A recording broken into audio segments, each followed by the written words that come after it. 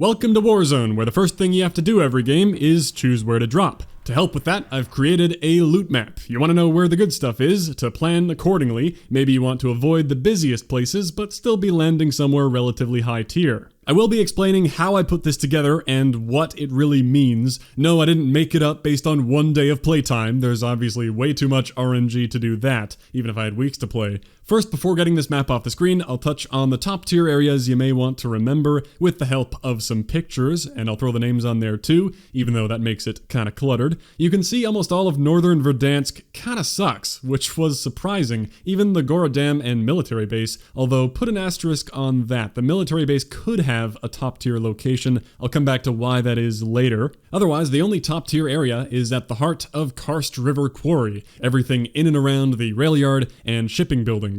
A bit to the southwest, you've got the TV station, aka broadcast. Further to the west, the top tiers are the airport control tower, the main terminal and connected parking structure, and the storage town to the south. Further to the south, you've got the main ticket hall and concourse of the train station. That's the big fancy Greek building. Then tons of high tier in the Baraket Promenade East there, all the red roof buildings, including a couple more top tiers at the apartments and gas station bank area. Downtown Tovorsk is top tier all over the place, the entire art and financial district, which is most of the middle. That's the densest place on the map. And finally, further to the east, you've got a few more hotspots, vacant being found inside the port, the prison complex Gulag, and the Gorengard Lumberyard. Of course, I've linked these maps below if you want a copy. Now to explain where I got this information and why you should believe any of it. Well, it all comes from the Warzone TAC map they released as part of their strategy guide. And no, they don't have a loot map on here that I just ripped off. There was some work involved to make it, but they have a ton of info on this site. None of it's worth going over as far as videos go. It's all very basic stuff to help people new to shooters or new to BRs, or info that gets covered in the training mode you play. But the TAC map is pretty incredible. It shows you roughly 335 points of interest on the map, plus some secrets, with tons of very detailed screenshots and descriptions of every area, and one little part that measures the loot level of each point. This changes in increments of 20% to represent level 1 to 5 loot. So naturally, I wrote a script to parse through their website and gather up all the numbers. Just kidding, I'm not that smart. I did it by hand. Data entry is fun, and then that got put on the map to visualize it. Now, as far as how reliable this is, because even though it comes from an official source, you wouldn't be wrong to question the accuracy, because stat bars have a track record of being a little arbitrary in CoD. Like for guns, they're good at indicating generalities, but not details. So how can we be sure these loot bars are what's actually programmed into the game and wasn't just made up by some web developer? Well, we can't be sure. You can believe whatever you want. Personally, I think this map makes for a useful tool for picking a drop location. Even if there are some inaccuracies, having a general idea of where the best loot is way more helpful than anything we'll have for months of playing. Because of how RNG plays a factor, you're never really going to know if you found a great high-tier spot or you got lucky a few times. Also, they do have a big section detailing what the stat bars mean, and for loot, they say it means the chance of quality loot expected at the location, ranging from tier 1 being low loot or quality chance, to tier 5 being high loot and exceptional quality chance. From that, it sounds like it could be referring not only to the chance of getting more rare stuff, like a gold gun or a kill streak, but also the density of items, the number of things you can find, which may actually be more helpful, because collecting cash and buying your loadout seems like 100% the right call over using any of the trash guns you find on the ground, of which there are only like 5 for some reason.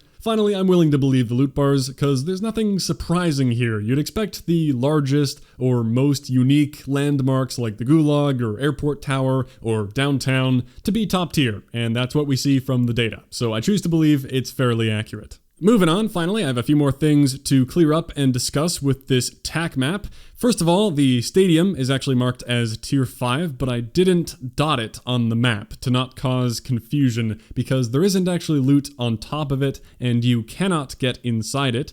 Yet. The description makes it sound like maybe we'll be able to go inside eventually. But for now, I guess that's marked as high tier because it's considering all the loot available around it. Or maybe they know it's going to open up and become a high tier loot area. Anyway, that's the only one I left off because I didn't want people landing on top or asking me how to get inside. Next, some numbers or points of interest are missing from the map, like North number 20. and 68. If you search the area where it looks like that number should be, along with any hints the description may give you, you'll find a conspicuous bunker. I counted 11.5 total redacted locations, the half being a weird trapdoor thing, and I've gotten pretty deep into solving the bunker Easter egg here, trying to crack the code to reach the tier 6 loot inside. I've been hard at work on that mystery. There is so much to discuss with the bunkers, it has to be its own video, and I still have much more I need to figure out. But I would love to catch you up on what I've been finding so far. It's been very exciting because I haven't seen much talk about them yet,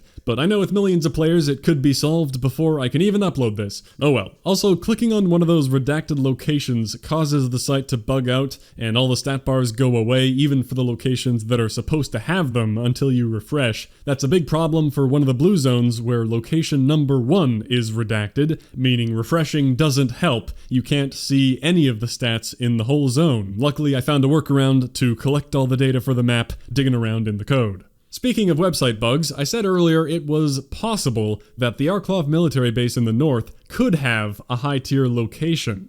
Well, what's with the uncertainty? That's because number 45 here is not listed. They accidentally double listed the barracks, number 44, and 45 is actually the Kill House remake. Judging off some other areas like the TV station and the port, which contain broadcast and vacant, those are both tier 5 locations in an otherwise pretty mediocre area. So maybe number 45 here is also tier 5 for that reason. Plus the north is pretty barren. I think it would make sense to have another top tier spot. Plus it's a military base for God's sakes. You'd expect it to be pretty good, but all those hangars are mid to low tier for some reason. Anyway, 45 wasn't on the site though, so I didn't mark anything there. Just know that it might be a good spot that isn't on the map. And we could keep going on the topic of bugs. If any CoD website developers are watching, here's everything else I ran into when doing this. Sector 1 and 2 work fine, but in 3, 4, and 5, the footer prematurely cuts off some of the links. You have to change your window size or zoom out to click on them. Sector 5, number 59 and 60 are not marked on the map,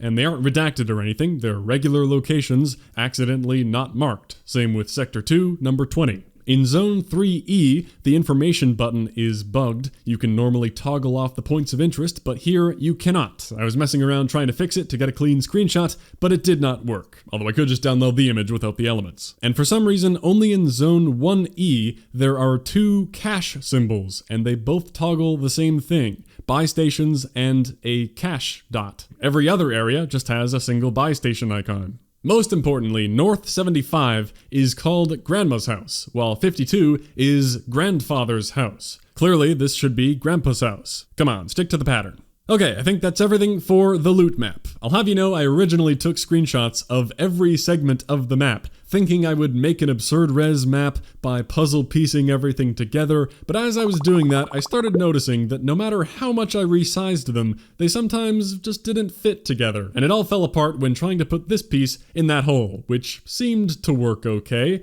until you realize all those buildings just got duplicated, and then you realize the broadcast building got kinda cut off. This area should look like that. Yeah, it turns out the pieces of the map were not perfectly made to fit together, so I had to scrap all that work and just download the regular map from the main page. So I apologize, I tried to make a cool 4K map, but failed horribly. Well, there you have the loot map, followed by a too long explanation. Once again, the maps are linked below, along with the TAC map website, of course. You don't need it for things like finding buy stations and vehicles, because those are on your in-game map, but it is a very cool resource. I love that they published detailed write-ups and pictures for every single location. Very impressive. Good luck in Warzone, more tips coming soon, and some initial thoughts eventually.